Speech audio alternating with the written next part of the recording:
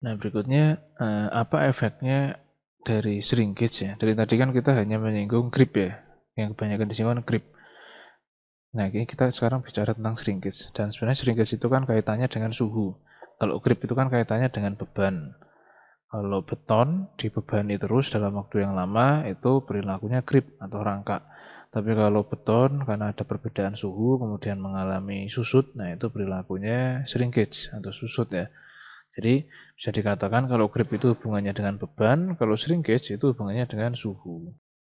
Nah, pada kondisi yang dia relatif kering ya, eh, slab beton itu diasumsikan dia mengalami susut sepanjang 0,03% terhadap panjangnya dia.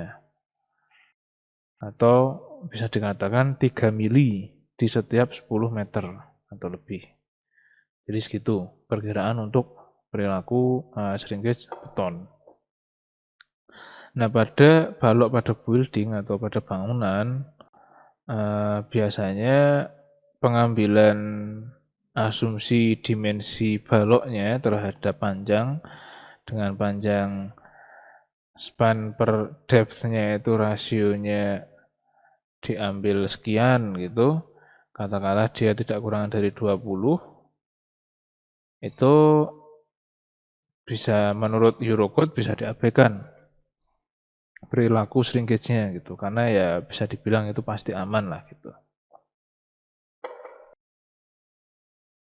Nah, kemudian dari beberapa penelitian ya, itu dikatakan bahwasanya perbedaan suhu antara kalau kita bicara komposit itu kan ada campuran beamnya dari baja, kemudian slabnya dari beton.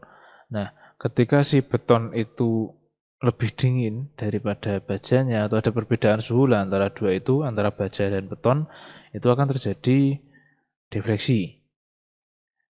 Nah, kalau pada gedung ini jarang ditemui karena relatif sama ya, kan sama-sama di dalam. Tapi ini bisa terjadi pada jembatan. Karena kan jembatan ada yang terekspos di atas, ada yang terekspos di bawah gitu kan. Bawah itu kaitannya dengan air, dia dekat dengan air. Kalau yang atas itu dekat dengan matahari. Nah, itu nanti efeknya ada perbedaan suhu di situ. Dan belum lagi ditambah dengan efek dimensinya untuk jembatan itu kan relatif lebih besar daripada yang terpasang di bangunan. Begitu. Jadi kaitannya dengan suhu itu ada efeknya dengan shrinkage.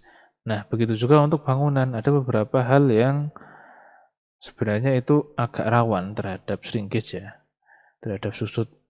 Jadi di antaranya ketika dipakai slabnya itu tebal, sedangkan beamnya itu kecil-kecil. Gitu.